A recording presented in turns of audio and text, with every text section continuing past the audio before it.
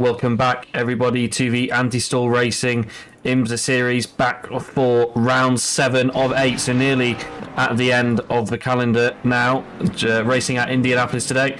I'm joined by Kirby. How are you doing?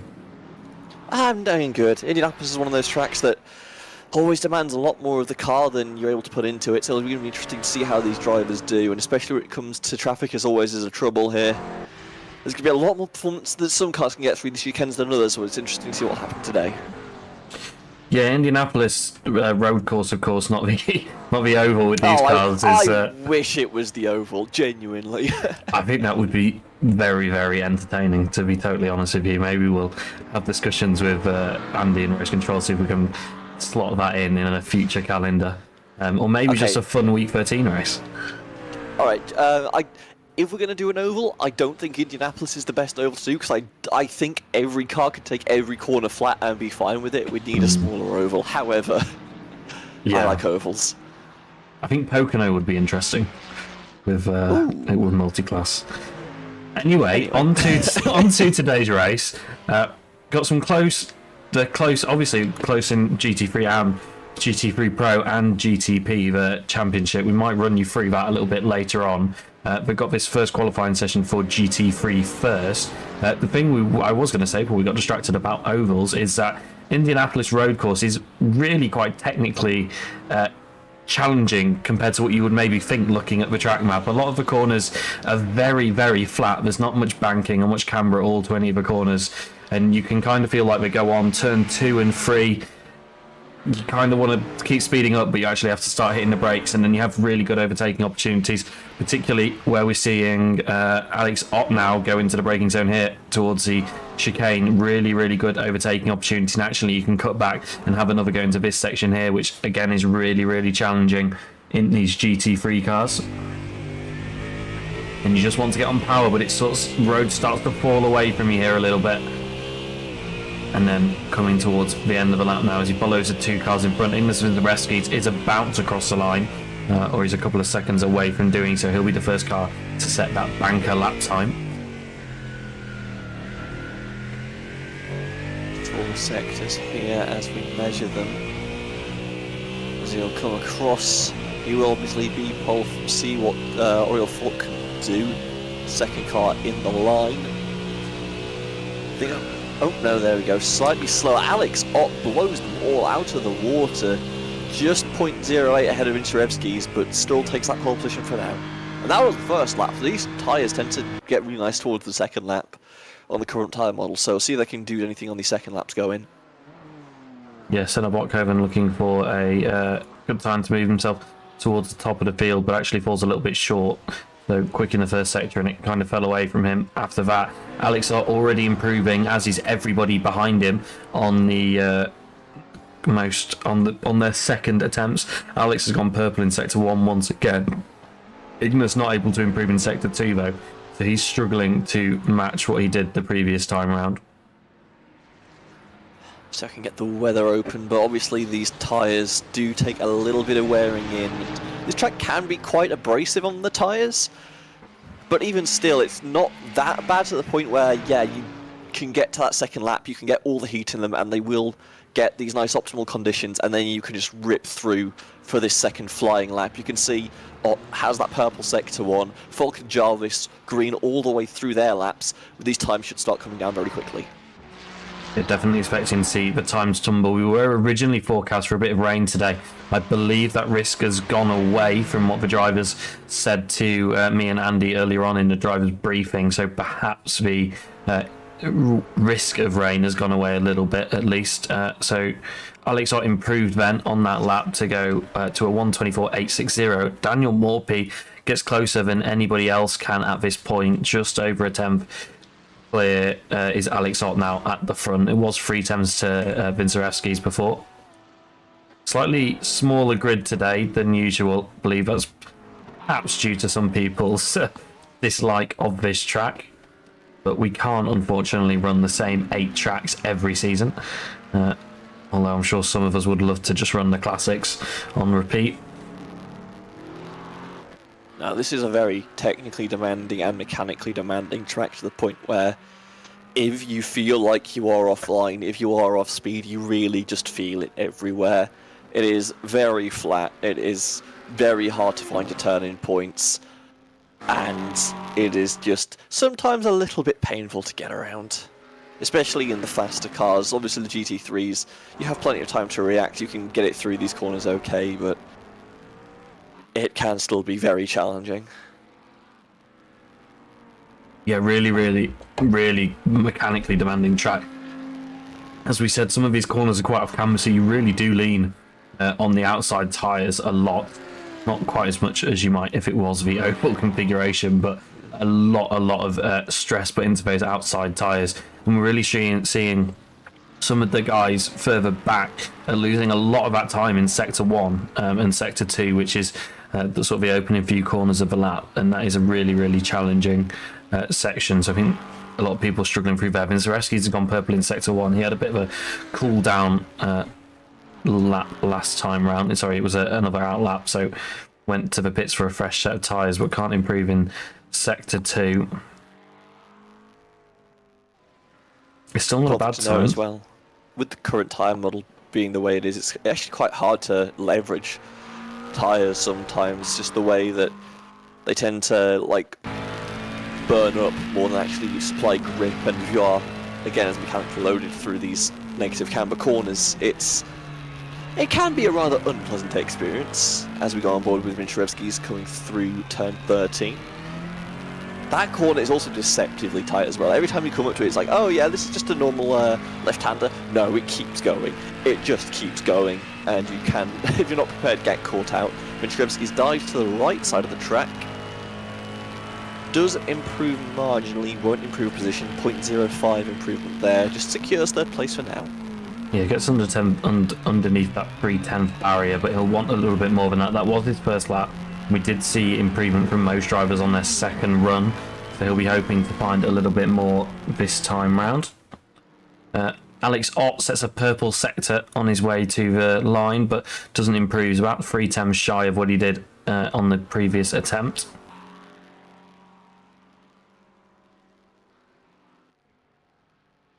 Ubertali looking to improve. Ubertali does improve, doesn't move up the order though. Vincerevski's yellow and yellow so far on this run, so that tyre temperature he was hoping would come to him a little bit doesn't appear to have happened. I wonder if he's fueled for another lap as well on top of this. 8 minutes into this qualifying session, so that means another 6 minutes, I believe, thereabouts for these GT3s. So a long way to go still, plenty of time to get another run in. I'm looking at the timing sheets, all the drivers currently struggling. Well, there's still like a good few fastest laps coming out as black flag cleared for Daniel Morphy. Yeah, I believe that was presumably pit lane infringement. Slow down or something. Yeah, that'll also work. Certainly was one supplied by iRacing, not our wonderful stewarding team. No. So yeah, it does look like it's a 2-lap run for Vincerevski's and presumably some of the other drivers as well. Just get the fuel as low as you can, get your outlap, get your banker, and then send it on that last set. Lemeray Jarvis can't improve. Ubertali has a good shot here. If that last sector was good, he could move up the grid. He's got plenty of place to move it to. Shoots 2/10 faster, ends up in third place. Still 2/10 off Ott, but a good play there for Ubertali. Yeah, the Mustang working well around here for Ott, but Ubertali showing you can't do it in the McLaren, whereas the others have been struggling a little bit to get past that 3:10 barrier. So very impressive lap time for him, especially someone that was a little bit further down the order before. BMW and the Ford at the front. No. BMW and the Ford at the front suggests that perhaps the front-engined cars are working a little bit better around here. Not surprising. You get that weight towards the front of the car, it's going to be much easier to pitch more pressure onto those front tyres as they come through the slower sectors. And even in the high-speed sectors, there's not that much difference between the cars. There's only one really fast corner on the track, that being 14, and even then you're sort of speeding up through it. You're a lot of your value is going to be made through the slow sectors, and that's where having just those front loaders is going to help out a lot. Yeah, definitely. Roman Dubert here, looking to improve. He's got a green sector in Sector 1. There's not much green on the timing board at the moment, unfortunately, so we will follow along this lap, see if he can continue to try and find a little bit of lap time. Sector 2 wasn't a personal best, but it's not a terrible time either compared to some of the others that we're seeing on track at the moment, but it's yellow again in Sector 3.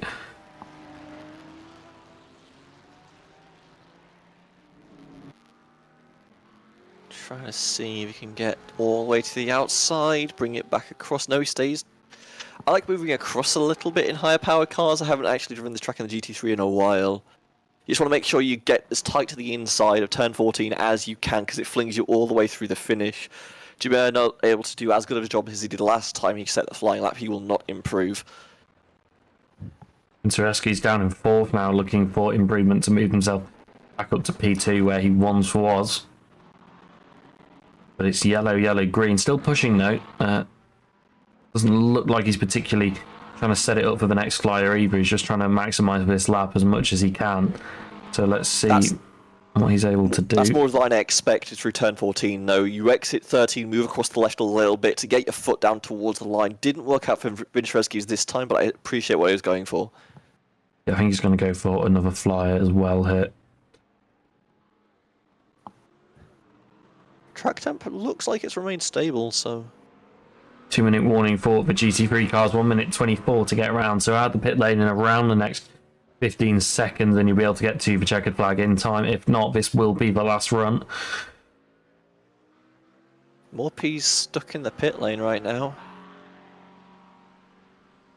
Very surprised that he doesn't want to go again. And there is one car in the pit lane moving, car 26. That's Dave Van Eyck. Daniel Morpie. That's a very late exit. I think that's a bit late. Because you only get to pit lane speed. Rolling. Yeah, because the pit lane. the pit lane itself is normal length, but the amount of time you spend on the limiter is really long for the length of the pit lane. As we see Ubertali come to the line, chance of an improvement here. And there is. Stays where he was. Oh no, moves up to P2, sorry. This time scoring taking a while to justify that one, but no, gets that 10th improvement. That shoots him up to P2. Ott still unchallenged at the front in the Ford. See if anyone has anything left in the tank on these final laps. Yeah, Dave Van Eyck, who went out to try and make the line, has seemingly towed back to pit lane, so that is session over for him. Knew he couldn't make it. A couple of others still going though, trying to make the checkered. Got 114, Roman Dubert looking to start another lap. I believe that may be the last car who actually makes it to the line. Next car will be Adam Jarvis, who down in 9th is not where he'll want to be. His teammate up in P5. Yeah, he's... Oh, never mind. Might have another lap available, but chooses not to take it. Bakoven comes through, doesn't improve. Elmer's through.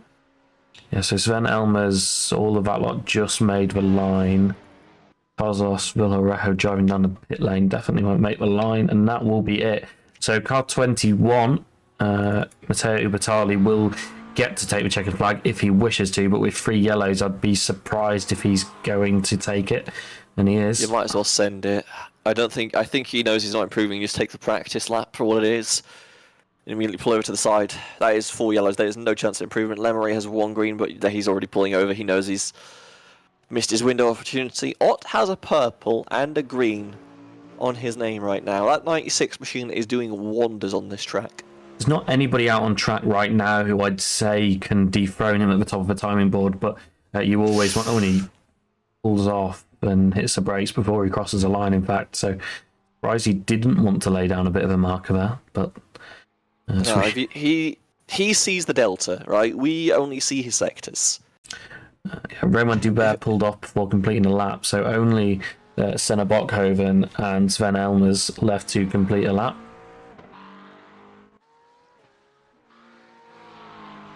No, blue and white McLaren. Senna going to come to the line. His teammates both missing actually from the hypercar class, this week. Oh no, I tell a lie. They are there. I'm looking at the wrong thing. Both pullovers. Sven Elmers are also not able to improve. I think Brookhaven did improve, but didn't move up the order. So that is the GT3 field set, and you can see the hypercars raring to go. Yes, They'll and stack up on pit exit. Something we should have gotten used to now that they all like to queue up. And inevitably, at least one of the top three will end up with some sort of infringement and have to reset to the pit lane anyway. Who's the Dutch League racing car there on the left? I believe that will be Matthias Weiten, who drives a Porsche. He's just in such terrible, because he's so far forward in the pit lane, but he knows he's got cars to his right. He can't just he's going to do it anyway. Oh, and there's already one car pulling off at the back to reset. And then Outstanding. Pond's going again. Everybody else has made it out. Eloy Caballero will be first to take the green if they stay in this order. I don't see why they would swap at this point. Just get some heat in those tyres and just try and send it. It's not a massive lap around here, given that it is an oval infield. It is fairly small, even when the oval is big as Indianapolis. So lap time's not massive. 1:24 the pole time in GT3. Expect something in the 1:10s for the hypercars. As Caballero takes to the final chicane. Yeah, Eloy Caballero, championship leader by 20 points to Albert Preem. So that's the battle we're watching at the front, and then only another 120 behind is Quinten Verdonk. Quinten, having taken that 0-point drop round, is why he's a little bit further back at the moment. So if the others have a bad day, it could quickly swing back towards him. So Caballero on this first of presumably two flyers, looking very wide on the exit of two there, but gets back to the inside for three. Yeah, got a little bit of a wiggle on. Yeah, it's like you're trying to get as much power into the rears as you can there, because this is a massive straight. You need to launch as strong as you can on the exit of 4 to make sure you have all of the speed here, so you can get a little loose coming out there. Heavy on the brakes into turn 7, find that apex, and then bring the car back across again for this next chicane. It's all chicanes around here. Doesn't take too much at the exit of turn 9, just sets up for 10. Using full width of the track. Oh yeah, you have to. Again, it's like you need to maintain as much speed on these straights as you can, so you need as much launch as you can. Very tight there, almost runs off the turn 12. And keeps it fairly tight there through the exit of 13. We'd like to see him swing it out a little bit more, but does find the apex of 14, gets the exit, and will shoot to the line as we go further back in the order towards that's Wishton. Yeah, 3 Caballero, purples so far, so this is going to be the marker time, it seems. Back on for Matthias Weiten in the end, still racing IMSA series after a couple of seasons away. Goes to the top by 0.8 of a second to his DLR teammate Albert Preem. He'll be very, very happy with that. Quinten Verdonk gets within 0.8. Those of you who've been here for a couple of seasons will remember the times when no one could compete. Matthias Weiten came back for a couple of races and didn't quite look on the pace of his teammates, but now he's got back in the groove a little bit with this open qualifying format. He seems to have found his comfort zone. Eloy Caballero, though, looking to fight back. He's purple in Sector 2, so quicker than Matthias Triver. Still couldn't match his Sector 1, even on this lap where Matthias pulled off. And off the track for Eloy Caballero. Championship contender with Albert Preem ahead of him on the grid at the moment is not what he needed. It is so easy to miss your brake point on that part of the track. You are just reliant on those brake markers on the outside and usually braking before them even. Yeah, Preem just gets it in a little bit too deep and sends it deep. Preem toes back to the pit lane, so neither of the championship contenders setting a lap time back run round. Alvaro Gutierrez sits P4 in the standings. Does improve. Apologies, no, doesn't improve on that lap despite having a purple sector. Avale goes to P4. Kamaldar about to set a lap time. We'll see where that puts them. P6 ahead of Gutierrez. Couple drivers, Ross and Ponce, yet to set lap times, so they'll just slot in. Presumably ahead of David Van Wacker, who's, I think that we can call that a banker lap. As Ross actually sets it P2. A lot more competitive with Whittington, but but still a bit off. So everyone will take their resets, get some fresh tyres, get a fresh battery, and try and improve. Track cooling down a smidge. Good chance for an improvement here. You got to put the lap together, and that is a very hard thing to do on this track. Caballero improves up to the front row within two tenths of Matthias Whiten, so that'll be much more pleasing for him. We need to see if Albert Preem can compete with that, and Albert Preem off again on the end of that lap. Let's see if we can take a look at what happened to Albert. This is turn... Oh, that is the entry to turn 8, and that is the re-entry to turn 10. Just one of those where the car doesn't want to pivot. Sometimes it's best to just not try and don't spin out. Just take the runoff. Keep your tyres fairly well preserved, and you might have another shot at the lap. The Donk P3 in the championship at the moment is all green so far. We missed Jeffrey Ross in the only BMW today. His teammate not here. He went P3, but Quinton Verdonk is going to come across the line and try and challenge those front runners with a green lap, but it's not really enough to get anywhere near the front. It's only P5 as it stands. Kamaldar with that purple sector 2 now. Struggling in sector 3 though.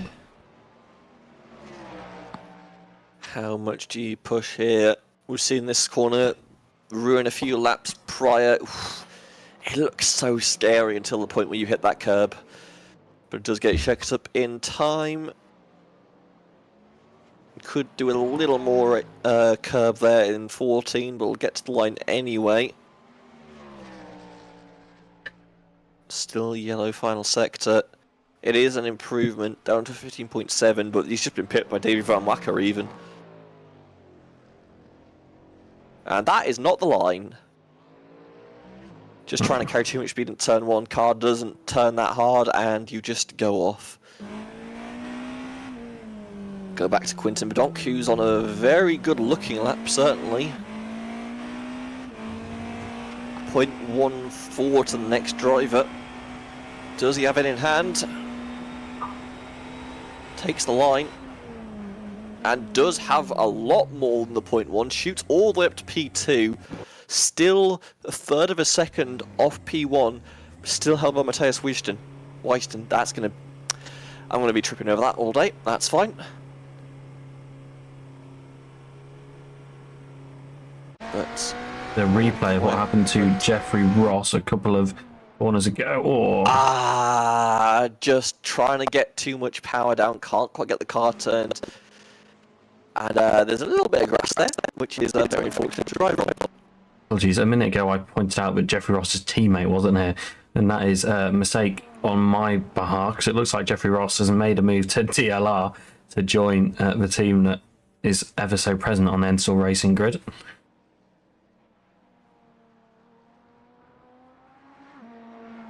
David van der Wacker went purple on his previous lap. Don't know if we caught that one. He's getting close to the back of Jeffrey Ross. 0.003 between them right now. Maybe a chance for a position here as we're in the final 6 minutes of qualifying now. Ponce will be looking for a bit of an improvement. I don't think he's had a particularly clean lap yet, which is pretty key when you're trying to set a qualifying time. But it's yellow and yellow, but I think if he can put the final sector together, he should move up at least closer to the back of the pack. Obviously 3.4 down the order is quite a bit. Leaves a lot to be excuse me, a lot on the tarmac in turn 12, but does manage to get through cleanly. Given he's 3.4 off, I'd say he has a good shot at improving here, which is a question of how much. As he takes the line, still a yellow final sector. A big thing to point out as well at the moment is Albert Preem down in P8, the championship contender, who has now come out of the pit lane. Elo Caballero goes to P2 as well and displaces Quinton Verdonk. So whilst Caballero is in P2 and leading the championship, Albert Preem, who's trying to challenge him, is currently down in P8. We'll be looking for a lot more than that. I wonder if Preem he's running behind Quinton Verdonk at the moment. I'm surprised to not see him running behind one of the other DLR cars for a tow to try and aid the championship challenge. Well, if you can get a tow from a championship rival, why not? Preem has a lot of ground he needs to make up, though. This needs to be a very good couple of corners. Punts on a lot of green sectors could finally get the improvement. Caballero has a purple sector 3 coming towards the line, though. Needs to find at least 2 tenths to get the pole position away from Whiten. Oh dear. Caballero off the track. Ponce.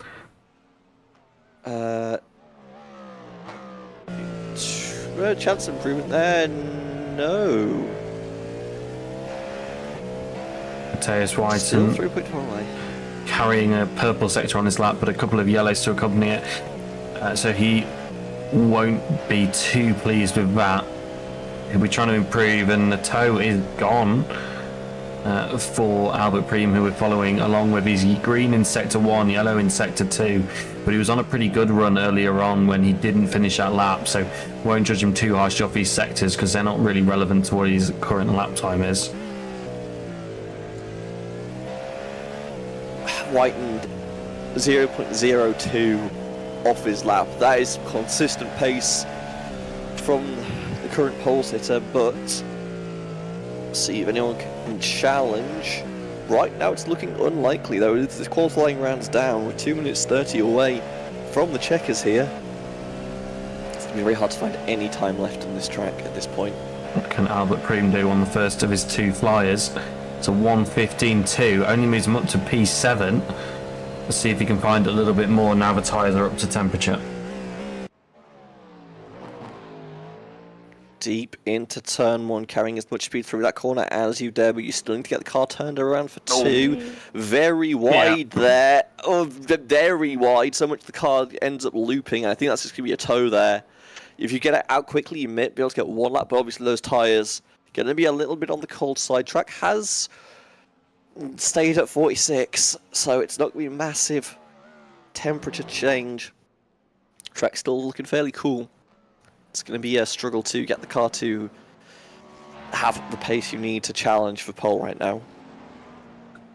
Yeah, the aim for Albert Preem now is that he's got a tiny bit of time to use before he absolutely needs to get to the checkered flag. So I think the aim for him now will be to get as much energy into those tyres on this outlap as possible, knowing that he's only going to have the 1 flyer.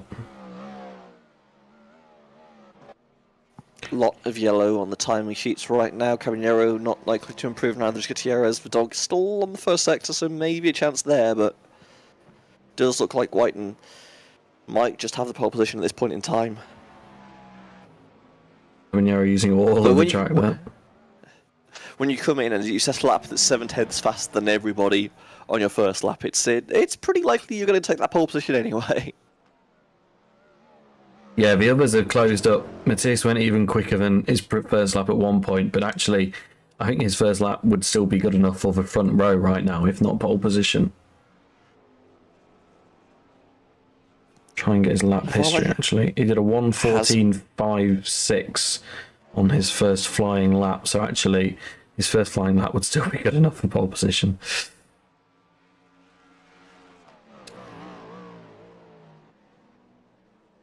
Well, like 4 greens. Who's ahead of Preem? Does get an improvement. Doesn't. Yeah, moves up 1 position. So Preem's still stuck in 8th place. Not really where you want to be fighting for championship from. As checkered flag flies.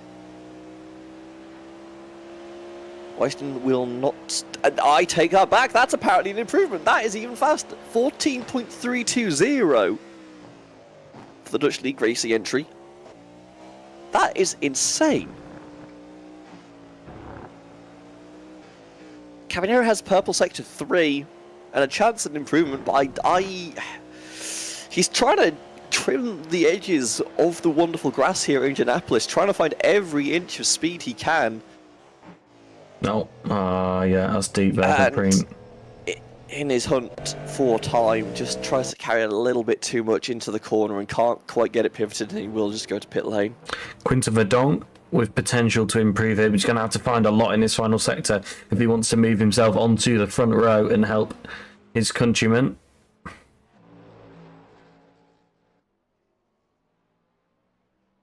And it's not an improvement. No. Avale also not improving. Van der Wacker not improving. Kamaldar has had his time teleport to the middle of the screen. It's fine. Caminero is the last car. No, there's 2 cars on track. Who's the other car?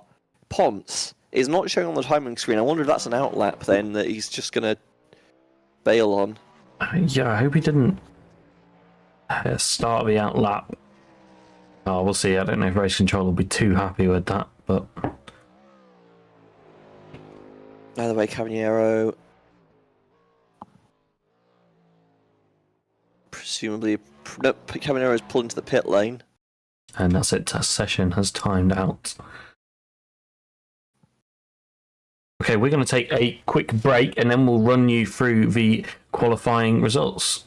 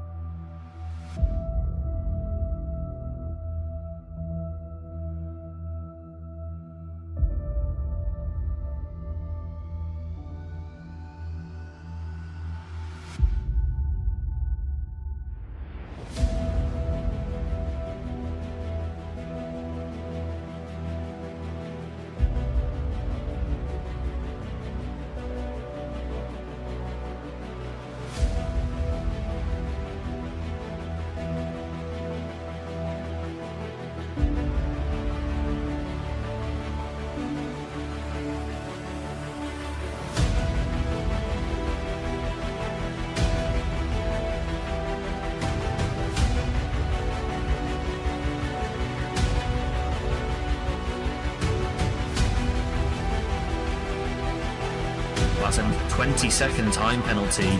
This is an opportunity for Ignis to take the lead in GT3.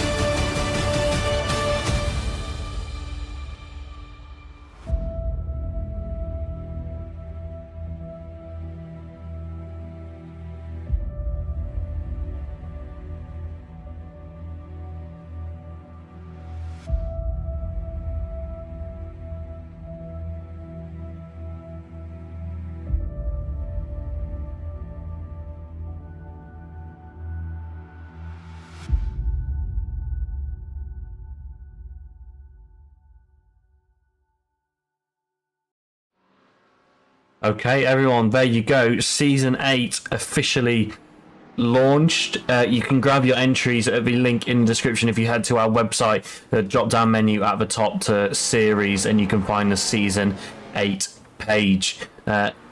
And the big news is LMP2 will be making a return to anti-stall racing. We're really, really excited about that, especially when we have some wet races. Those cars, really, really fun to watch in those sorts of conditions. So if you're interested in that, please make sure you go and grab your entry as soon as possible.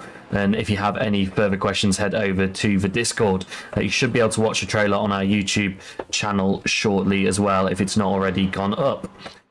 Okay, Kirby, I'm going to let you run us through GT3 results. This is your favourite weekly ritual. Naming people on the internet. And Alex Ott has the distinction of being on pole position for the GT3s for Dutch League Racing. Ubertali for Absolute Motorsport Aceless will be alongside. Road 2 sees Daniel Morpy and Ingers Venturesky's 2 privateer entries. Row 3, sees Oriel Falk for Laconic Racing alongside Dave Van Eck in the Era Next Gen Racing entry. Starting P7, Roman Dubert, a privateer entry. He also Swin Elmers for company. In P9 sees Adam Jobs, Laconic Racing, pair up with Sinaba Coven for Veloci Racing.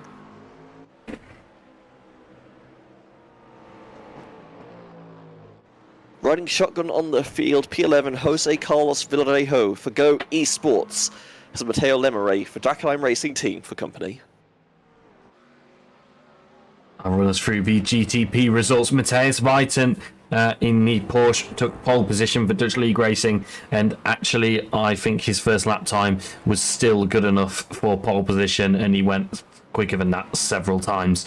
So congratulations to the returning Dutchman to the series, throwing down his dominant marker once again. Eloy Caballero, championship leader in P2. Quinton Verdonk, championship P3 in P3. He'll be happy with that, especially if he wants to mount a challenge against Albert Preem, who only managed to qualify P8. Jeffrey Ross, P4 for Veloci Racing.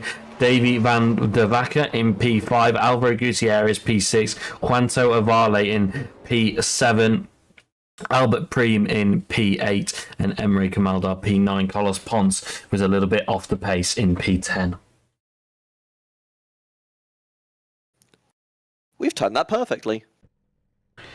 Yeah, big thanks to Amy as well for running that. Big thanks as well to Amy for bringing that trailer together. Sorry for the pause there. I'm just having our race director point out every little inconsistency that we have on the stream. Very, very helpful, Andy. Thank you. Other big news is coming back to the series is, well, not coming back, but we'll be coming to the series. We are intending to run the 499P, the Ferrari LMH car, in our IMSA series. It's currently unconfirmed whether it will run in the official iRacing IMSA series, with it not being in real life IMSA, but it will be running in the Global Endurance Series. So it will be a balance of performance with the other GTP cars. So it has been confirmed to be in the build next season, but once we get the final confirmation, it will definitely be there from week 1. We will confirm that car should be running in the Ansel Racing IMSA series as well. So a new class of LMP2s and a new spec of car with an LMH, but it will be running in the GTP field. Okay, as we get ready for green, Matthias Weiten is leading the field once again. Roman Dubert leading. Roman Dubert is not leading. Don't know why it says he is. Alex Ott dropping down the order a little bit. Not sure what's happened there. This looks like some timing tower funk to me. That looks like Alex Ott, and he looks like he's leading the field. Short formation lap here. We've just gone through the 789 complex. GTP's approaching turn 12 now. So obviously cold tyres are going to be an issue. And oh, by the way, we have the dive bombiest of dive bomb corners, that being turn 1. We're using the old start zone, which is the straight run into turn 1. I'm expecting some fireworks here. Yeah, I think we'll get some big sends, particularly Albert Preem at the back. It's a really big opportunity, turn 1 here, to make up a lot of positions early on, but he is surrounded by the teammates of his championship rival. When will he drop the hammer then? Matthias Weiten gets ready to go green here. He leaves it as late as he can. We get the green call from iRacing, but Mateus is leaving it as late as possible, as he's been known to do. And he goes into turn 1, and he's already pulled away from the field. And Quinton Verdonk looking to make a move for P2. And as I believe that's Jeffrey Ross is trying to go around the outside. Carlos Elo Caballero holds on by going deep, but keeps it on the road nicely. Albert Preem making up a couple of places further back as well. GC Freefield getting ready to go. Still not sure what's going on with this timing tower. We'll try resetting it in a minute. Alex Ott gets away very well then as they all pack up behind him. 3 wide there, a little bit further back, potentially trying to make it 4 wide there, and they all make it through nicely. That's Alex Ott leading from Matteo Ubertali. Roman Dubert and Adam Jarvis are a little bit further back. They're showing up in the wrong place. It looks so scary as they approach that first corner, going that many wide, but they do manage to get it filtered through. Everyone just about single file as they head towards turn 5. You don't want to be side by side, especially in Carlos Bulk's GT3 through there. They do manage to get it together and head towards the first outbreaking opportunity in turn 7. See if anyone's feeling particularly brave at this point in the race. I think you'd best better stay single file for the moment.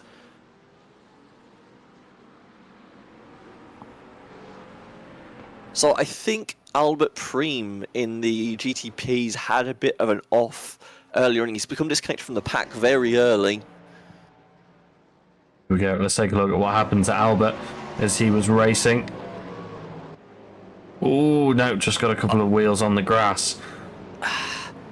He's trying to give you make sure you don't end up in the side of the person you're racing against. He just gets a little bit too wide there, dumps the wheels off, and at that point there's no saving the car, just has to take the straight exit. Does recover quite nicely, but obviously has left himself a lot of work to do. He wants to get back up that order. Yeah, Mateus Whiten trying to pull away at the front. Apologies everyone for this timing tower. We are trying to fix this as quickly as possible, but I can confirm that Alex Ott is leading.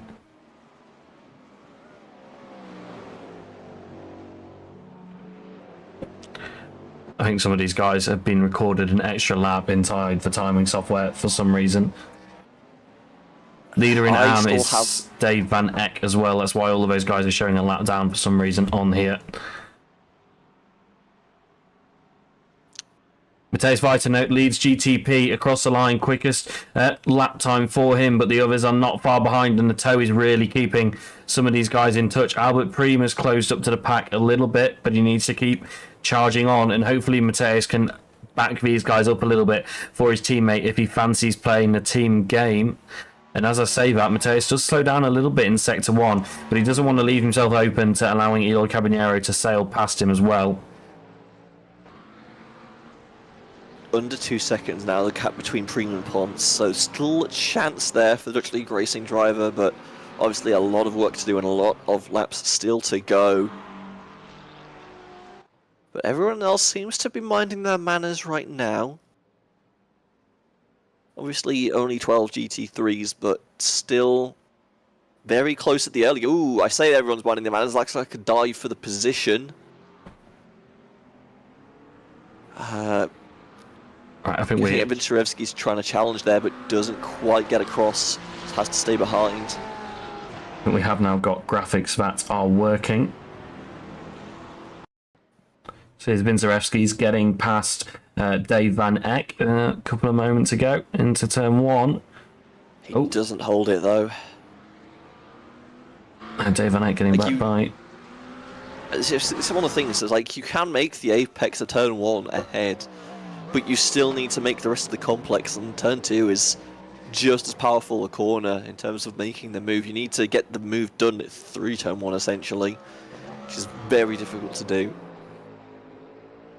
Albert Preem back might actually be on Carlos Ponce, who's 4.5 seconds off the pack, so he needs to get by quickly to try and catch up with the rest of the field, who are staying nicely bunched up behind Mateus Viten, who's only half a second clear at the front now as they approach the main straight. So this could be an opportunity for Eloy Caballero, but I think Albert's maybe a little bit more cunning than that, and he'll probably have charged up the battery. Apologies, I'm looking at the wrong car, so a couple of corners away still from that section as the GT3s make their way down these start-finish rate. Graphics are now working, by the way, and so Alex Ott leads Matteo Ubertali by half a second at the front of the field.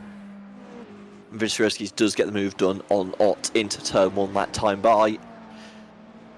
Not Ott, excuse me, that's Dave Van Ecke's overtaken, my apologies. But still good to get that move done. It was just a solid outbraking manoeuvre into turn 1. And now that position gained. As we go back to see Albert Preem making the move for 9th place. I'll be honest, I think Ponce has... I don't know if it's a mechanical issue or he just doesn't feel comfortable on the track, but either way, definitely not as up to speed as he perhaps might want to be on this track, as we see now the move from Vyshevsky's. This time gets very deep on the brakes, gets the car fully in front by the time they make the apex. He's able to slide it across to the outside, block the reverse, and hold that position. Yeah, this is working really nicely. What's going on at the front for Albert Preem is bringing him back into play. I don't know if it's deliberate from Matthias, but it feels like he's maybe holding back a little bit. I mean, he's 8/10 off what he did a couple of laps ago, as they are now approaching the traffic. This is the guys running at the back, so Jose Carlos Villarejo and Mateo Lemre. Should be an easy pass in these GTPs. Plenty of power in these engines to breeze by on a straight as long as this. It's where you catch them in these slow sections that it becomes dicey. So we'll see what Whiten does here. As, ooh, Camaro gets very close there. I thought he was looking for a dive. Chooses against it. I think Badonk got tagged. We might have to go back and see that, but still looking at the leader here as he's trying to pick his way outside of traffic. Gets given the space in the nick of time here because you don't want to be side by side through that chicane. Yeah, you are allowed to use all of that left-hand run-off area there on the straight here, so we'll see that being considered. Jeffrey Ross there looking to shake a move on. Go, and Eloy Caballero with a little bit of a dive, then they've made it through nicely. You don't want to be sat behind these GT3s through these slow complexes. You just bleed time to the cars in front. You can see now that gap, 1.3 seconds to Whiten. You just lose so much time so quickly. Looking to make a move in the traffic, and it's getting all a bit packed up here as the two Iridium Motorsports cars look to come together there, and they still can't get past. I'm not sure who that is in the GT3 Porsche. Under investigation there. That's declared a racing incident very quickly from race control. This is a really big opportunity here for some of these cars. Van der Wacker looking to get past Kamalda, who's looking to get past Avale. But that means the car, you got 3 cars worth of draft here. Van der Wacker might just dive here. Oh, and there's going to be a contact there, surely, and there is. No! And that's Preem that slides through there, takes a position from his teammate. And to make matters worse, Van der Wacker gets his nose chopped up by, I think that's Romain Dubert in the GT3. Just to add a bit of insult to injury. Right, the leaders are through the traffic. Going on. Ross looking to make a move on Caballero. Now another DLR car that can help out Albert Preem a little bit, and I think he'll be helping himself out here as well, just by getting past Eloy Caballero if he can. All the way through that traffic. Now 2.7 seconds the lead between Caballero and Whiten. This has really helped out Preem though. It's brought him right into the fold. He's on the back of Avale now, looking to make a move on him. I think you have to be patient here. You're not close enough to make the dive. Just set yourself up for the exit, turn 14, get a huge run, and then just try and send it. Yeah, the DLR Cadillac looked pretty quick when we saw it in David Van der Wacker's hand down here last time, although we did have a mega tow. I don't think he's got the pace, actually. At least not this time by. No, in fact, it looks like he's closer to being passed by his teammate here. Oh no, and he nearly gets into the back of GT3 leader Alex Ott and another one of his teammates. So can't be too dangerous here, and Ott slides out of the way nicely for these two, but they've lost touch a little bit with Avale now, over a second back. It's the dangerous thing. The GT3 needs to turn in at some point. As soon as they get that right clear, you'd know they're going to want to turn in. And unfortunately, it just ends up being against the hypercar that your teammates with. Just unfortunate timing there for Ott.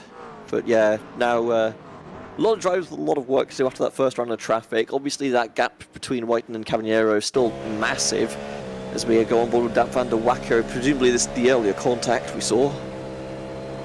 Yeah, look at the speed. He knows he has a chance to make. That looks like a late move. I don't think he's enough to call him on it, but I think Van der Wacker got spooked by the car in front, just slightly inching towards the right. Part of me wonders as well if he didn't have full visibility of, not sure who that is. It'll probably be Oriol Falk on the outside there in the Ferrari until about here. Yeah. He just tags GT3 and around he goes.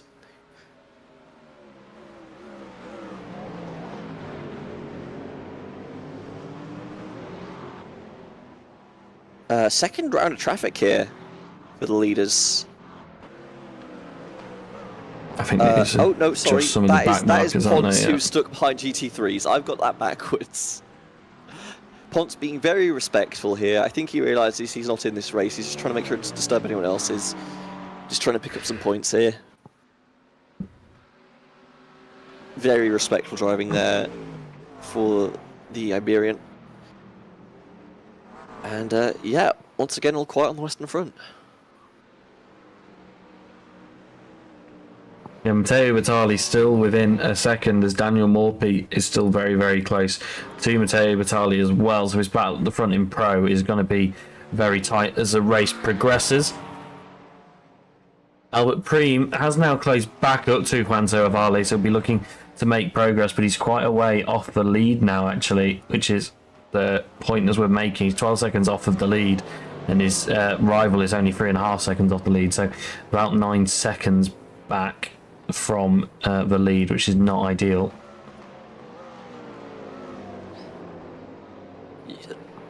Whiten, every time I even say Whiten on this track, or just any track in this hypercar, he always impresses.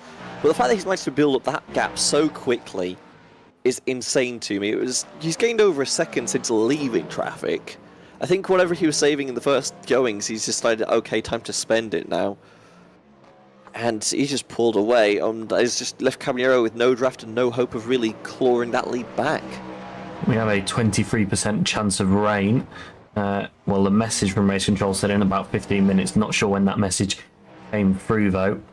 And suppose, Kirby, you could just check on your sim. I have the weather open. The radar is completely grey. There is not a single cell of rain. Precipitation chances come down to 2% in about 15 minutes still. I think it's going to remain dry, and even if it sprinkles a bit, I don't think we're going to see enough to have drivers bolt on a set of wets. I think it's going to be normal strategy towards the end, which, as always, we run the reduced fuel tanks here in the Anti-Stall Racing IMSA series, pitting probably between 22 to 25 minutes, depending on how good your fuel number's looking. Yeah, that's normally what we see, and make sure you join us next week as well for another for the final round of the season. And big twist for the final round this season is we're going to run a 90-minute race, and we're not changing that fuel tank size, so we'll be in for at least a free stop, we think, to get to the end of that race. Unless your name is Joey Logano and you do in fact save at the pump. I can make that reference because you're going to Daytona. Absolutely, and we've seen some people do some clever things on fuel before in sports cars at Daytona. You can save quite a lot if you say packed up in the draft. So it will be interesting to see what people try and pull off there. I'm just struggling to get onto the back of a Valley right now. This gap has stayed relatively constant the last while, and obviously you need to catch to be able to put the pressure on to make the move. And right now, this Dutch League Racing X SimLab car is really struggling to make progress right now.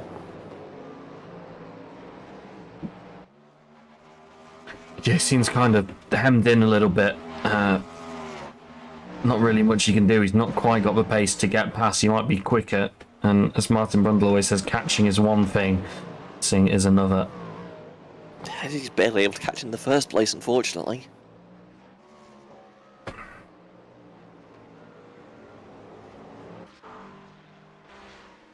Romain Dubert Yeah, looking to GT3s. get past that Sven Elmers in the AM car ahead of him, so that he can chase down Oriol Falk, who's 2 seconds up the road. Pokes his nose out at turn 1, but Sven Elmers very good on the brakes. So this is the problem I have with the current GT3 spec contracts like this. You can get a little bit of a tow, but then when you pull out of line, you just get all the air back on you and you lose that speed advantage immediately. So it's actually very hard to get a draft overtake going in these cars. You need to really have a speed offset from the get-go to make a move, and I think even if Dubert shows his nose here, he's going to be too far back to make a go for it. He's really It's struggling. hard to overtake right now in this package. Yeah, Sven Elmers really won't want to give up this position easily as well, despite being an AM car, because Dave Van Eck, also an AM car and the leader in AM, is 4 seconds further up the road and ahead of another pro car.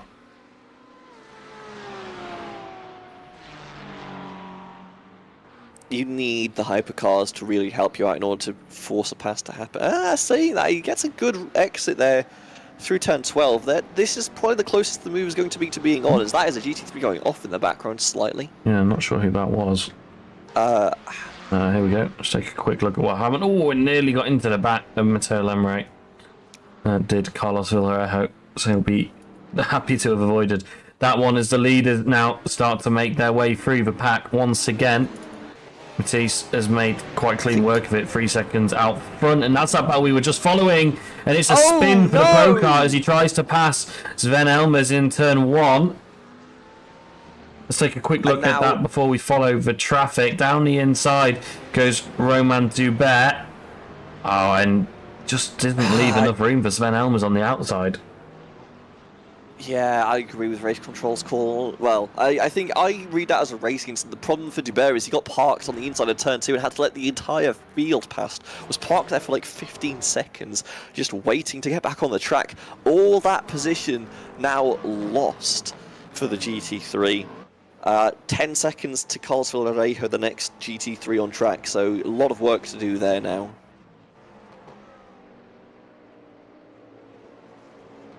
Watching these guys try and get past through the double chicane section is a very, very scary sight. It's painful for everybody involved, because obviously you've got the standard, oh, I'm a GT3 next to a hypercar, I'm a hypercar next to GT3, one wrong move and we're oh, huge collision! Why is there a car backwards? 3 cars taken out in one pile-up. Preem, I think that's Ovale and Gutierrez. Yeah, Preem with damage to the front bumper. You can kind of drive that Cadillac without that front bumper surprisingly well, actually. So I think he'll try and make it to his pit window, which will actually be now, but smart move to carry on and not try and get across to the pits now, because he's going to lose more time trying to get in the pit lane there. Let's take a look at what happened. So one of these Iridium cars ends up backwards, which I don't understand. Matteo ends up caught in this somehow as well, and he's a little bit back from these guys. So is Alvaro just going to drop it on his own? Yep, that's exactly what he's going to do. Oh, and Kamaldar avoids his teammate, doesn't. Lemre gets tagged on the right rear. Davey van der Vacker slots past nicely, but Preem had absolutely nowhere to go. In fact, let's just watch this from Preem's on board. A little bit far back here, apologies, but you can see. No, because we are so far back, and this isn't still manages to get in front of Preem. We can see the first spinner just ahead on the left-hand side of his screen now, and Preem just has nowhere to go there. I'd want to see that from Preem's perspective, because we just about see that first Iridium car going around, but I wonder if Preem just had it blocked out from his view entirely and had no chance to react. I think as well, it's a long. It's sort of. It starts to spin on the right-hand side of the screen. Preem's going to be looking on the left-hand side, and more importantly, Preem's going to be looking at the traffic around him. Preem then not pitting, carrying on with that damage to the front nose, and he's not that much slower than some of the other cars around him, considering he's going through traffic as well. This does surprise me. You do have a fast repair in this series. I think you are basically driving a modified. You'd want the weight on the front if nothing else. Imagine the aero's not helping him either. Well, you say that, but I remember in the last year's Daytona 24, I drove a whole stint with that front nose missing, and it only cost me about 2/10 a lap. Still, you have a fast repair. You're in your pit window. I'd say just absolutely, take it. yeah. Considering he's in the pit window. very surprised to not see him in. Unless he's trying to make it on one stop, and that's what he committed to, having been in the traffic. But he's not got a tow anymore, so it's going to be very, very difficult to make it on one stop. Yeah, again, I don't know what the fuel numbers are looking like around here, so I couldn't say for certain either direction. Gutierrez and Navali both pitted, so they probably have to commit to a two-stopper from here, which is expected, that's fine. But obviously, if you're trying to commit to this one stop, you really just need to keep on that, I think. This is surprising to me, though.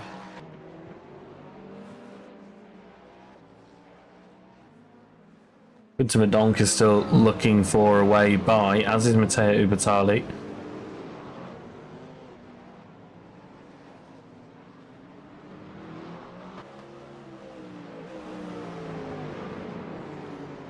Matteo has just pulled away now, 7.5 seconds the lead. Very convincing drive so far.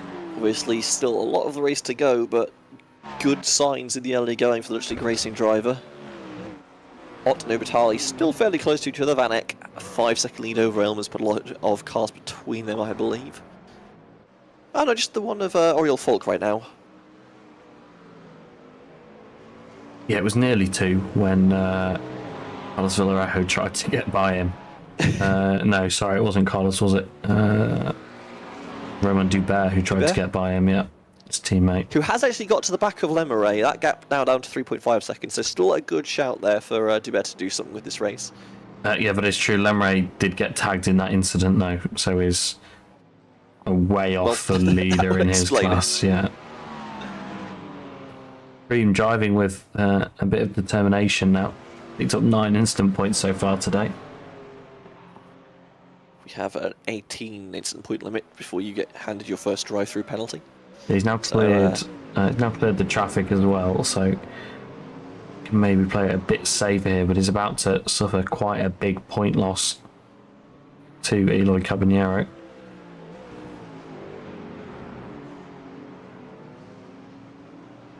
I'll say not too many places you're going to get a 1X around here. You can maybe pick one up on the exit of 7, maybe I think exit of 12, but even then the exit of 12 is a tarmac runoff. You can take the moto layout, which is not pleasant to drive, but is counted as being on track for the purposes of incident points. Don't ask me how I know that. As we see Bal here, 1, 2, 3, Ott, Ubertali and Morpy. Currently vying over P1 and GT3 Pro standings. Again, just keeping the pleasant distance between each other. Very hard to really gain or lose too much considering the amount of draft you get, but also the amount of wake you take on the slower corners. Still able to keep within 7-8 tenths of each other, so should be fairly competitive towards the ends, as we should... The pit window should start to open for a lot of these drivers now. We'll see if any early takers come through. Yeah. Whether we are building towards the one stopper that you may have indicated. Yeah, only drivers we've seen in are the 2 GTPs that were caught up in that incident. And nobody else has died to the pit lane as of yet, which is quite surprising that we've not had anybody try and do it a little bit earlier. But if you're in a tow, you kind of don't want to jump out of that pack. It really does make a difference for fuel mileage. We saw a couple of races won last year when the car in last season, when the car in second place tried to hang it out a little bit more and just conserve fuel and then get a much, much shorter final stop. And I think we might see people trying that today as well. Quinton Verdonk still on the back of Jeffrey Ross, but unable to find his way by. Again, I suspect it's just going to be a case of Verdonk just wants to play for time here. Like, this is still more than half the race to go. It's very hard to make passes around here, but the sounds of it is this is a replay of Albert Priem. He's got no nose, takes a bit of grass. Oh, this was a replay of Albert Priem getting past Quinton Verdonk, David van der Vacker, that is, sorry. That's because David van der Vacker is the first of the hypercar class to come into the pit lane. That would explain why David van der Vacker was overtaken. Comes for his stop then, as does Carlos Pons, so clearly there or thereabouts time for the GTPs to make their first stop. We can definitely see why maybe some cars were trying to make it to 30 minutes, but I think that's a big challenge.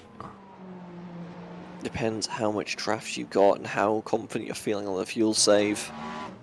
There's plenty of opportunities for lifting coast, but there's a lot of cars bailing to pit road as we go on to replay of Lemeray. Just keeping an eye and see if anyone's doing anything crazy here. Oh, that's an unfortunate. That is I might It's a very unfortunate place to spin as well as the leaders make their way into the pit lane. Oh no!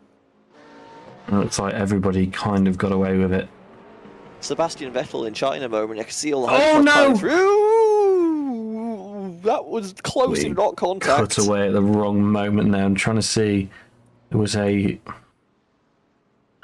no contact incident points given to either of those drivers. Well, it'll be fine then. If there's no incident points, that'll just be a case of, okay, don't do it again, but you can break that late. So McWhiten and Kemmeld are the only drivers yet to pit. Caballero, Verdonk, Ross and Preem all in the pit lane and shortly to exit. Batali stays out one lap longer than Ott and Morpete, worth noting there as well, as is Oriel Falk. And Whiteman has come into the pit lane. Presumably Kemeldar has to come in as well. If Kemeldar stays out, I think Emre Kemeldar might be going for the one-stopper. Yeah, Kemeldar stays out, 26 minutes and 54 seconds on the clock.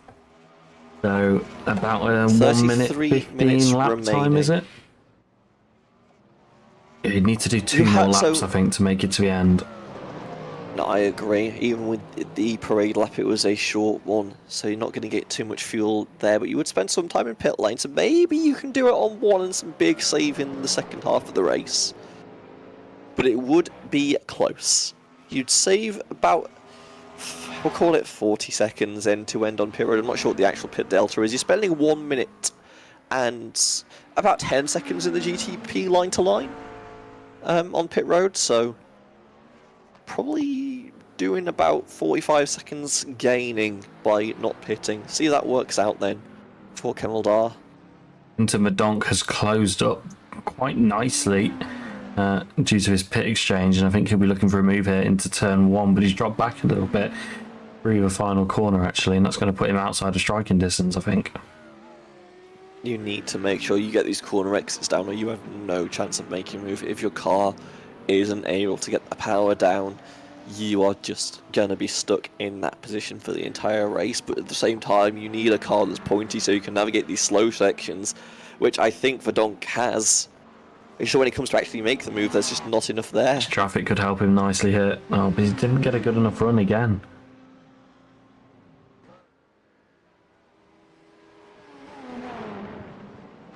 He's going to get late on the brakes. He's going to close right to the back of Ross. I think he's going to stay on the back of Ross on the exit of turn 10. Even with all this area wash he's taking. The dirty air.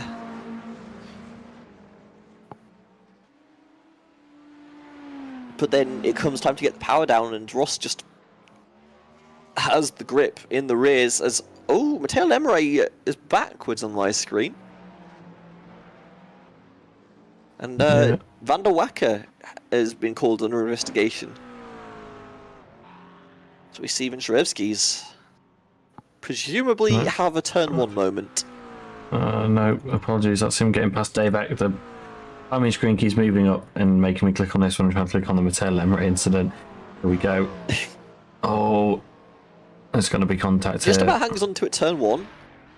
I don't Tries to don't pick do out so it. you're not there. That's clumsy. That's really clumsy. Lemeray should be able to rejoin here. He's coming onto the active line, but he should be visible enough to the point where it's Van fine. der But Wacker with a meatball. I hope he didn't use his fast repair in the previous stop. Otherwise, it will be day over for him. He's going to have to try and make it to the end here from 29 minutes and 50 seconds. We missed it a little bit, but Kamaldar did not make it to half race distance. Where did Kamaldar pit? Lap 20. Oh, so 2 laps later. I think David van der I think Vacker has no choice but to try and do it on one now, though. For a good position, I would agree. I think there's a chance, but it's very slim. That's... Gutierrez being told to save your telemetry. Trying to see. That is something I've not seen out of race control this season. That is very interesting. I want to view his braking. That's for the incident on lap 14. Oh, that was earlier one. Okay, never mind. That was for this incident that we've seen a couple of times now. Oh, I think they want to see if he lit the tyres up again when he went around, potentially. Unless they're interested in some sort of replay. If that's race control's point, I'll argue with it post-race, don't worry about it. I want to get into details. So, like, obviously you don't want to be parallel to the track, but what you have done is pulled into the racing line, but you're already kind of covering it, so I'm not sure. You know, maybe suggesting that he should have held his brakes and tried to rejoin more slowly and predictably. Oriel Fault in the pit lane then now. Daniel Morphy in that exchange, we missed that, has taken the net lead, and Alex Ott is actually a little bit off the back of these guys. Another drive that's happening elsewhere. Very similar pit lane times. I'm not sure what's caused them to split up as Falk goes back down the order after pit stop. They were very, very tight beforehand. Still closed up, so...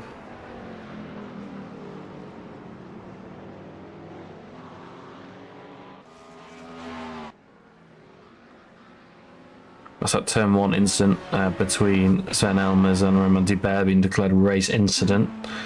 I don't think you're particularly surprised by that one, are you, Kirby? Nah, that tracks, that tracks. It was a self-punishing incident, let's call it like that. As Bakoven trying to get around Elmers, P2 and AM right now. And again, it's just the GT3 problem of they don't generate enough runs unless you're really strong on corner exits to really make the move, and with straight to this long, it's just really difficult to make anything happen. And now you're stuck behind a hypercar trying to get around. You're not behind the hypercar, but you're going to get held up here as you get sliced by, I believe that is Preem. Race control clarifying that they want not only the braking from Gutierrez, but also his throttle application after the spin. No, that makes sense. I think both is applicable there, given the way the car turned. But I shall defer to them, because I'm not going to argue with race control, because that's a good way to get a 10-second penalty, even though I don't race in this series. Ubatali looking closer than we've seen a lot of the GT3s throughout this race, and they've been battling for position, but not able to make a move on Morphy. Does offset the exit of turn 4 quite a bit, just trying to build a run. There, though. Like, the car just doesn't go anywhere when you get to these high speeds. The balance is good to the point where it can be very challenging to make an overtake happen between a lot of these cars. You need to be significantly faster at very specific points, and it can be challenging.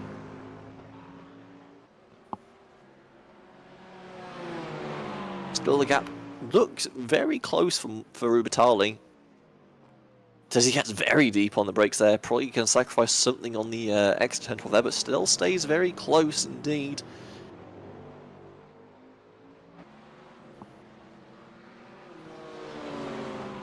You can see that gap. It's a 2 car lengths, call it, and they're gonna come down the straight. And it's gonna stay 2 car lengths, and it might close up a little bit, but as soon as one of them gets on the brakes, it should just fall apart again. Oh, unless Morphy slips the exit slightly. I know. I think Ubatali might have the pace over the lap to make this work. I wasn't convinced, but just watching this lap go by, I'm actually quite liking Ubatali's chances right now. It's going to be challenging still. It's not going to be an easy pass to make. You need to find a significant advantage somewhere, but there's a lot of small advantages that at least keep him close. Yeah, he seems a lot more confident than Morphy does. Morphy was very quick in qualifying, but looks to be struggling in the race a little bit, and maybe not as confident now he's leading the race. I'm sure we've all experienced that before, being absolutely mega quick when you're in P2 and then not really knowing what to do when you take the lead. You kind of lose what your main reference point was, which was the car in front of you, because when you're running in the wheel tracks of the car ahead, you kind of go, well, he's braking there, I can brake a meter later. And you often lose that reference point when you get out in the lead. The amount of times I've made an overtake and immediately got off track at the next corner. Yeah, exactly. Ubertali looking for a move here, though. Yeah, and he's going to go for it. He at least shows his nose to get a win. Yeah, he does it. He has a double think about it, but realises he's maybe not close enough. Senna Coven was showing us stopped on my... yeah, they've been off track. Let's take a look at what happened. I think there's been a weird sequence of events here. So then Botkoven tries to get past Sven Elmers, and I believe here momentarily is ahead. Oh no. That's the second time that kind of thing has happened to Sven. Van der Wacker 10 seconds penalty for that earlier collision, but Botkoven, I think, has to feel like he got short done there. I'm not sure what that looks like from another angle, but to me it looks like the car behind might have just taken a little bit out of his... I mean, he's at the apex when he gets turned. I don't know where else he's supposed to go making that move. I digress. Ovale and Van der Wacker close on track right now, but we have a look at this replay. Where the contact happens does not look good for Elmers. Just trying to see if we can get this from Sven Elmers on board, and we can here. On board, does it? There we go. Take one more look at this end. Okay, that does look a little bit better. At least he's turning in and suddenly there's a car on his right front. Hey, race control have got it under investigation now, but that looks so weird. That's really, really difficult. Race control will obviously take a look from a couple of other angles, like directly above, and assess the lines of the drivers in a bit more detail.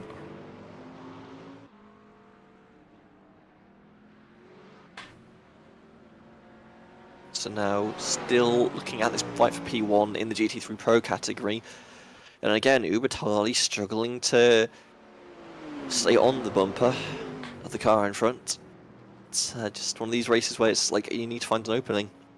And one is not coming anytime soon. Yeah, Alex Ott has closed up a little bit to these two. There's a couple of attempts at the back a few laps ago, but he has got that toe, and this time around he's the one saving all of the fuel as well. Control, can you look at the incident, lap 24? Incident's already under investigation, I believe. Let's take a look at what happened between Carlos Villarejo and Davy Van der Wacker. Oh, sorry, I believe there's been some shenanigans going on here. I don't like that move from the running car, but it gets out the way. Whatever happens, fine. I'm really not sure what is going to happen here. This looks like racing. Yeah, you can say it's 2x under investigation from race control. I'm just trying to find what that actually is. It's not really showing up anywhere else. Let's see if we can just take a look direct for... Oh, that's the wrong one. Take a look at this one. Here we go. Take another look. Oh no! What? That is my summary conclusion for what happened there. What? It kind of looks like Villarejo actually comes across a tiny bit. Let's see if we can get another angle of it. Have to agree, just based on he's drifting to the right. I think he doesn't realise there's two cars there.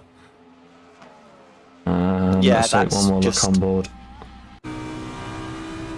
Presumably gets the clear, thinks he's safe to pull over, and car right. I think he's trying to... Potentially, we'll see what race control think, and when they assess it a little bit more, it looks like he's maybe trying to get the toe off the first car that goes past, not realising that they're in I line. think race control have called that a racing incident, Yeah. which I would have to agree with, based on what I saw from those replays at the very least. Still looking at this more pure Bataliot fight. Vincherowski's about 6 seconds back. Meanwhile, Matthias Whiten has still got the run of the field in the GTP category. Don't worry, he hasn't gone anywhere. And Dave Van Eck still has the lead over Sven Elmers. As Bakoven now 2.3 seconds off the back of Elmers. No real chance for him to fight the lead as it stands currently for either of the drivers in the M category, though. Dave Van Eck doing a mega job to pull himself away from the GT3 Anfield and still be ahead of a couple of pro cars as well. Duncan Ross on your screen, excuse me. Current battle for P3 as GT3 gets in the middle of them, and Donk has to take basic maneuvers to try and get through the chicane unscathed. He's lost touch here a little bit, actually.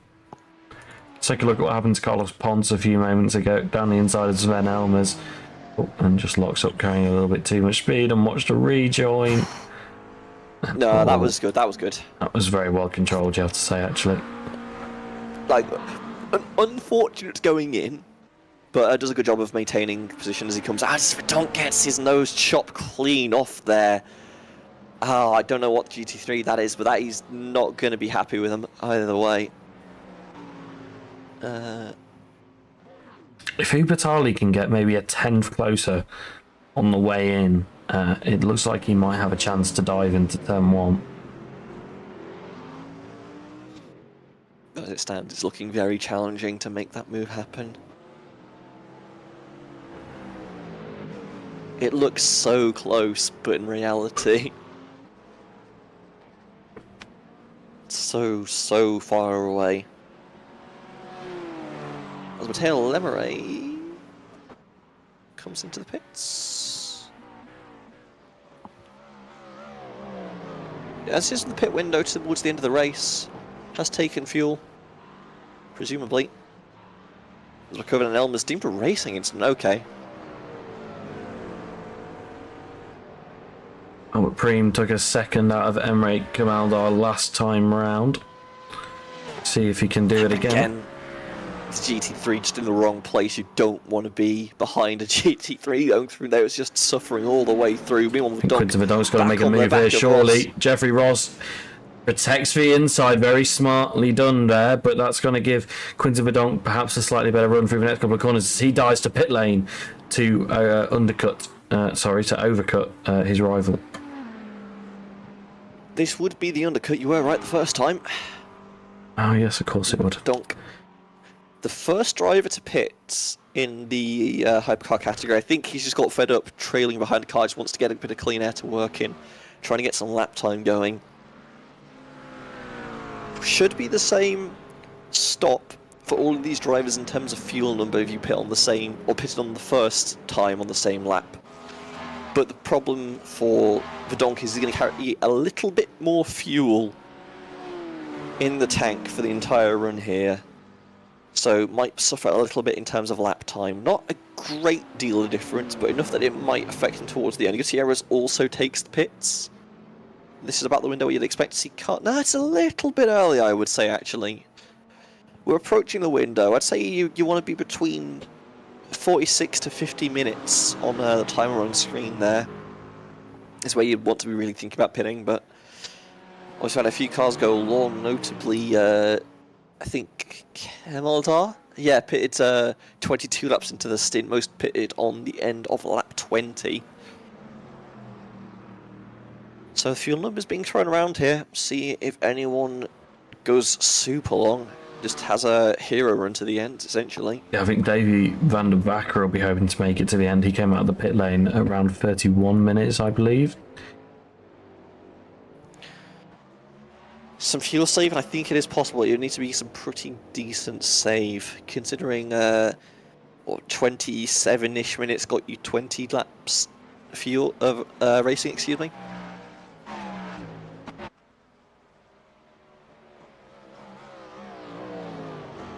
Vitali looks close to the back of More Preem looks close to the back of Kimmeldart.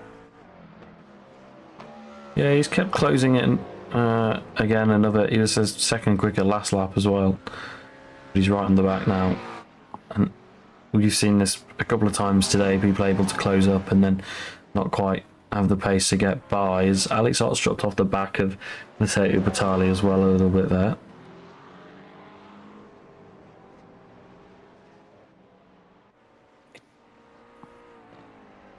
It's very terrifying to see that entry to 7 when you're having all that speed trying to flick through as much as you dare, and sometimes it just looks like he maybe got a little too hot in.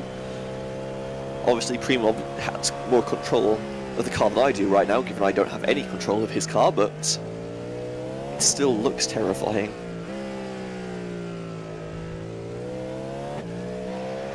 He just looks a lot more on it than Camaldo does at the moment. He seems to be able to turn in the car a lot better. But it's not going to make much difference if he doesn't have a straight line speed here to get by. Yeah. I think this is the same thing I was talking about earlier. earlier. He's going to go for a move, surely. No, this isn't going to work. Oh, but Camaldo just drives off the road himself, and Preem does not give himself the buffer that I would have given myself there at the apex. Let's take another look from off board. We saw the onboard. I think Preem kind of thought, no, I'm not going to go for it. Sees the car in front goes off, and he goes, no, I'm using all of the track. Trust Camaldo to rejoin safely, which he does. And that's Albert Preem up to P4 now as they run. But remember, Quinton Badonk behind him has already pitted.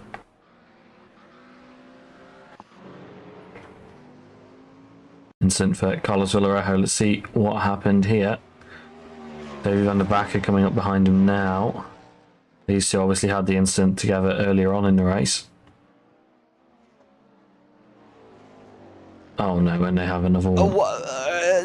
Villarejo, where are you going there? There is a car on your left. You can't turn in that early. Let's see what race control think of that one. I'd be happy to let it go as a racing incident, but that's just really clumsy from the GT3 driver there.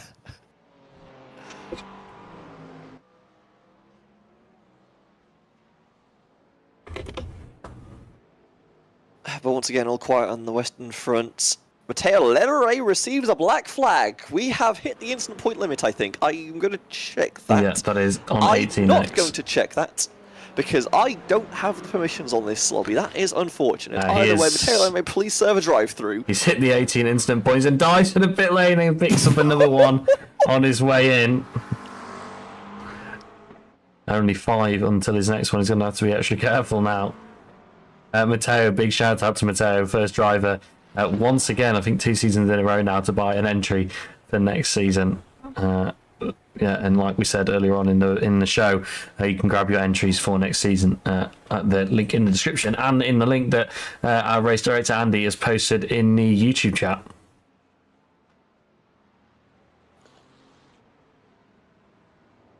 And it's a very slow plod through this pit lane. It is a long pit lane. You enter off of turn 13, you go past turn 14, you have your blinkers all the way through. You have Jeffrey Ross for company, who I believe is on for a scheduled stop, which is about where he expected to come in. And then you have to go all the way back out again. It is so slow and so painful.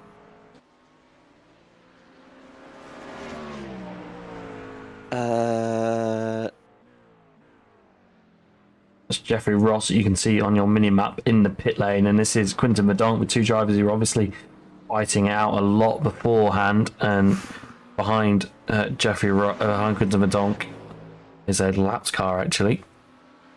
Is that Potts, I'm guessing? I assume so, yes.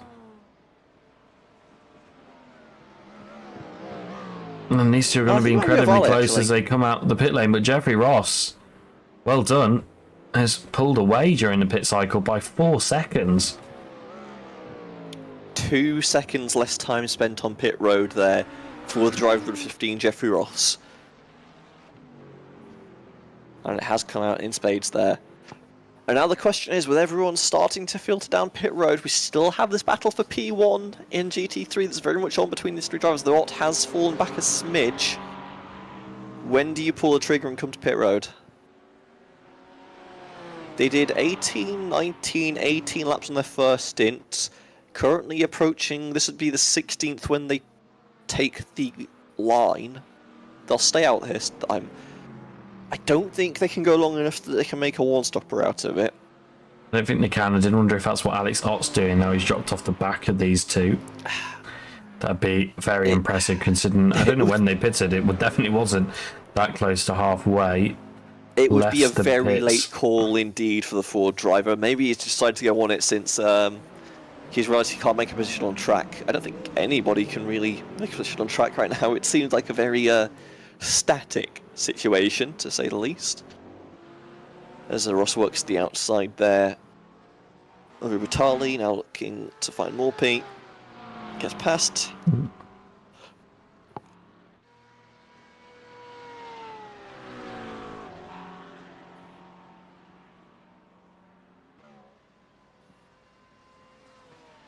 Senna now back onto Sven Almers for P2 in class.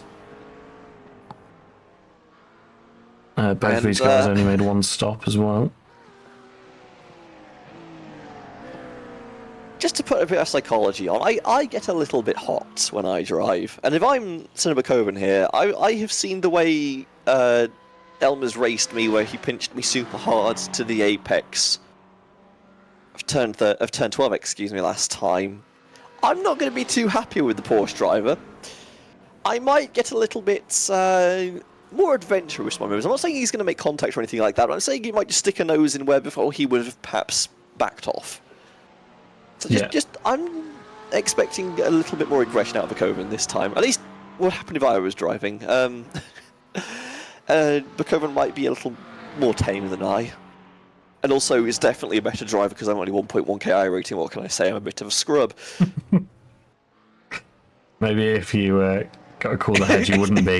Senenbach over and dives to the pit lane to avoid a confrontation with Sven Elmers on track, and he's going to try and do it by undercutting his rival to get onto the second step of the podium in GT3 AM.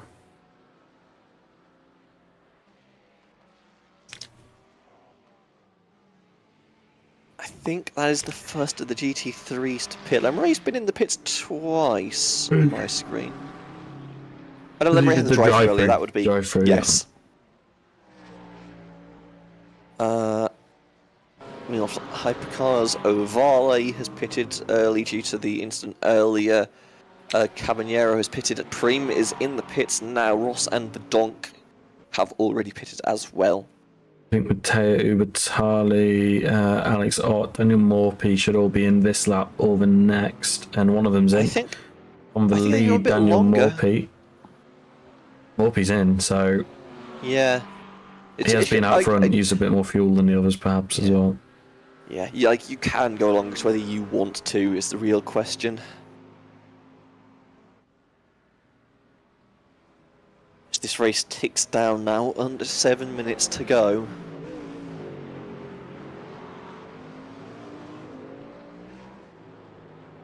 And still very much all to play for in the GT3 category. I will give a shout out then once again to Matthias Witten, however you want to pronounce his surname, I can't.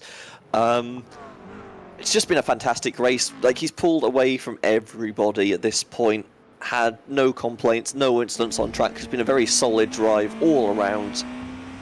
I don't want to congratulate him this early, but I want to get it on record during the race to say he has driven spectacularly, and if he doesn't win, it will be a real shame. Yeah. Should be coming to the pits this time. I was going to say soon. And should bring Emre Kemeldar in behind. Granted, Kemeldar went long last time. I'm still not convinced Kemeldar is actually on a two-stop strategy. And that's going to be the spice of this race, and the real worry for the Dutch League racing driver is the DLR SimLab racer here. Yeah, let's see Matisse with that quite a big gap built up. I wonder if that will help him out a little bit here. Villarejo and Van der Wacker ruled a racing incident earlier on. I don't remember the racing incident itself. I just remember seeing it, saying I'm happy to call that racing incident, and I moved on with my life. That was the incident that we saw on the straight, I believe. Yes, as Elmers and Bakoven close again in the AM category. Elmer's are becoming very close. They are side by side coming into turn 7. Senna's And going this to time have McCoven- the inside here. Oh, he's just not confident on the brakes. Contact, they're going to go 8 wheels better than 4 through turn 7. Still side by side through the rest of the chicane. Surely Elvis has to pull out in front here. Goes very tight on through turn 10, just about slides in front though. And here comes the GTP with a steel chair. David on the back of it, Oh, on Lord. the lights, and still wasn't seen until perhaps a little bit too late. These two still side by side, a little bit deep for the defending driver Sven Elmer Senna all over him. He should have a really good run here. They're both a little bit offset through this final sector. Emre Kamaldar still carrying on out front as well. Matthias Weisen did come out ahead. So big was the gap that he had. Surely it's going to be a move here for Senna.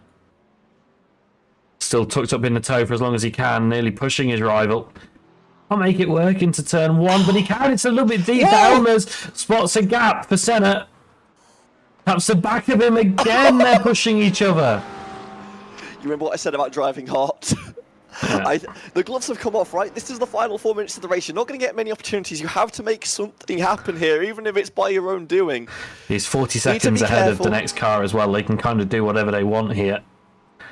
Yeah, obviously you don't want a penalty. You don't want to do anything stupid, but by God, you're going to get your nose alongside and try and make something happen under braking into turn 7. They go. Gets pinched very hard to the apex there, though, by Elmer's. Matteo Ubertali still yet to pit as well there. Daniel Morphy ahead of Alex Art. I believe he had to make that move on track. We'll take a replay of that if these two give us a little bit of a rest break in the next couple of minutes. Ubertali and Falk.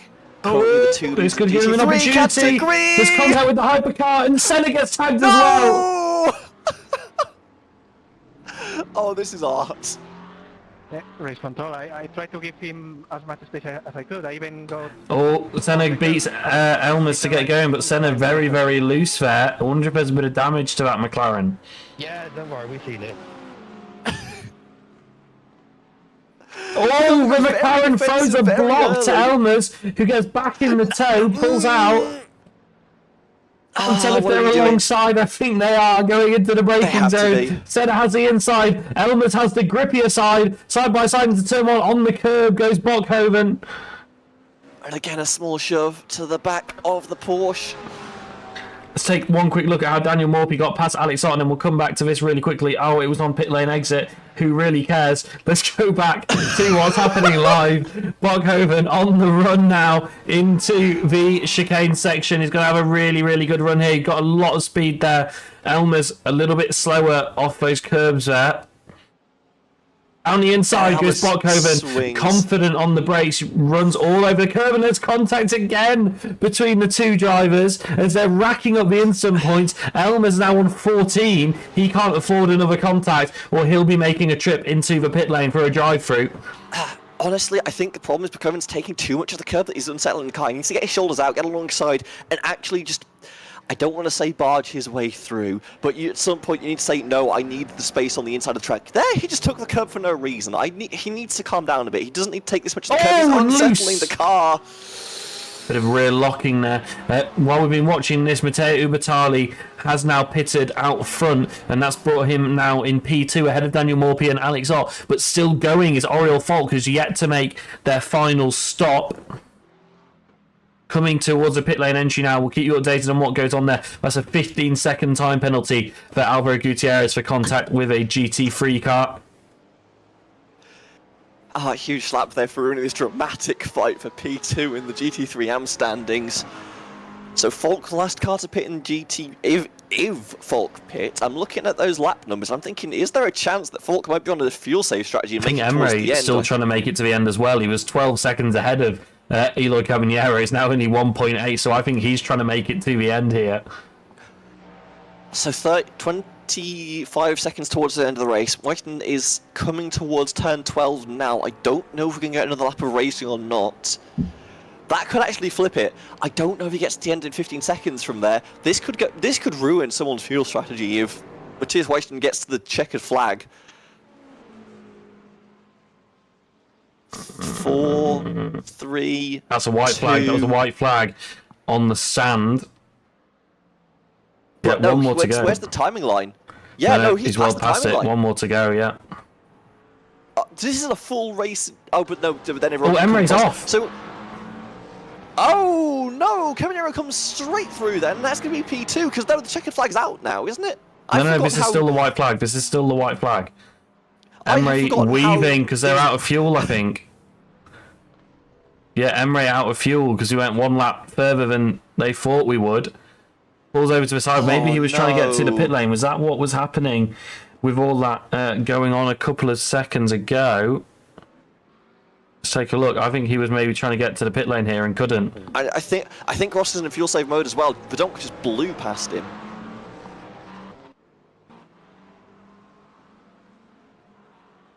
I think some of these guys have got their fuel wrong by a lap. Kamal Dartos to the pit lane. Preem is now up to P5 after all of that.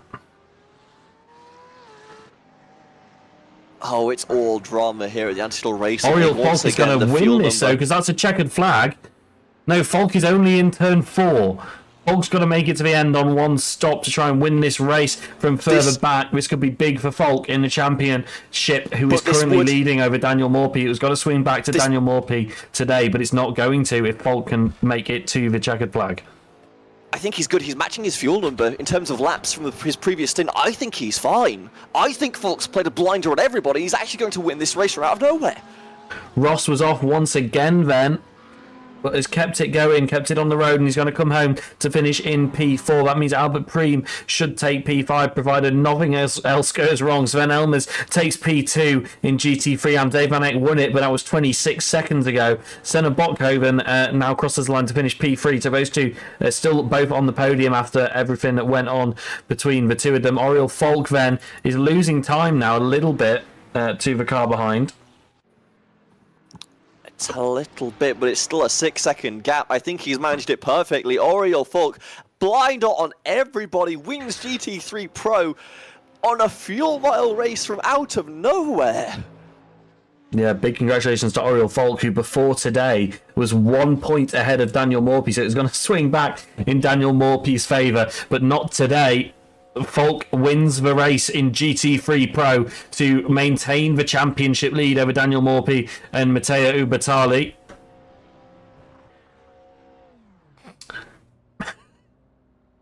Dave Van Eyck will continue to lead GT3 Am. Tejan Bloman not taking part in today's race will really hinder his race, because that makes his drop round a 0-point round, and that could have big championship implications. We'll see if he turns up next week to try and secure the championship. If he can't, anything can happen, especially with 90 minutes around Daytona. Enrique Maldar then did not make it to the end. I believe will be scored in P9. I've got two different softwares telling me different things.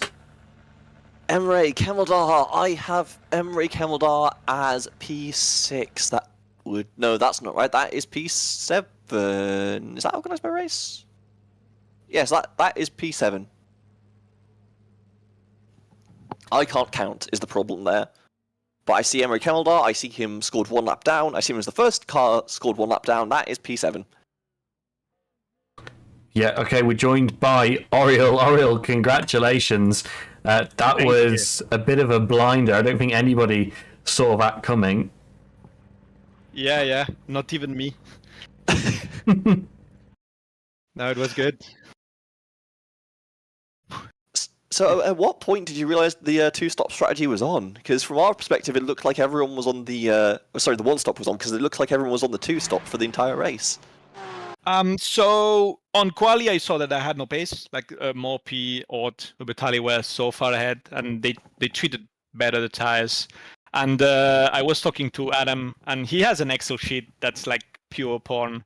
And on the briefing, we talked like, hey, what if we try to one stop, right? He made the calculations.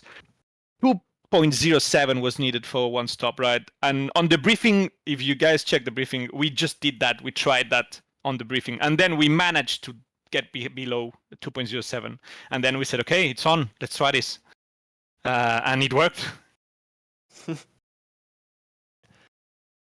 Yeah, it was pretty incredible. We did not. We were kind of discussing a couple of people that were trying the one stop, and we thought it was a bit ambitious, but it was very, very impressive to see it done. How much was left in the car at the end, by the way? I had a bit margin. Adam had to let the GTP pass, so he lost the position in there. But I had like half a lap in there. Half a lap. Yeah. Not bad. Not bad at all. Okay, well, congratulations on the win in GT3 AM. I believe that moves you a few points clear at the front, and I hope you're looking forward to Daytona. Yeah, looking forward. Okay, thanks a lot, guys. Okay, Matthias, it's been a while since we've spoken to you in this booth, but welcome back, and welcome back to winning at Anti-Stall Racing. I think you finished 24 seconds ahead of the field and actually caused a couple of other drivers to DNF because they didn't have enough fuel to make it to the end. Yeah, it was quite how do you say it? Yeah, it was quite tight at the end. Just a couple of seconds, and then I have to drive a lap less than what I did. But yeah, I saw it was quite a gap behind me. I know a lot of guys was looking at their fuel, but yeah, shame. Yeah, it was close, but it was a fun race. But yeah, it's quite a gap if you look at the last two races I did in this season. It was a lot closer than this one. So happy for myself. Yeah, I expected a bit more competition. Yeah, I think this is a bit of a bogey track for some people. They're not that. It's not a favourite for a lot of drivers, so I think we'll get some very, very competitive racing at Daytona next week. Yeah, I expect it as well. Indy is quite a hard track to master in the GTP, especially with those hot track temps. We're sliding every corner in the first laps with cold tires.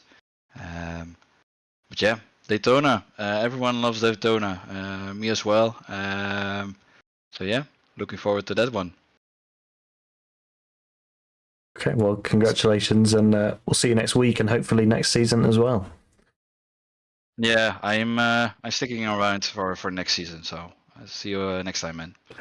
All right, we'll see you later. Okay, we'll run you through the results quickly as well. So, Matthias, who we just spoken to, won the race in GTP by a very convincing 24 seconds to Eloy Caballero. Quinton Verdonk finished P3, Jeffrey Ross P4, who said he destroyed his tyres and had no grip left on the last lap, and that's why he lost a lot of time. Albert Preem P5, Alvaro Gutierrez P6, Emre Camaldar P7, Davy Van Vacker in P8, Juan Avale P9, and Carlos Ponce in P10. 2 laps down. Emre Camaldar as well, not finishing and taking the checkered flag as they ran out of fuel due to that extra lap, thanks to Matisse. GT3 Pro, we also spoke to Oriol Falk, who won the race by 6 seconds on that one-stop strategy, ahead of Matteo Batali, Daniel Morphy, Alex Ott, Adam Jarvis, who also did the one-stop but was a lap down for other reasons.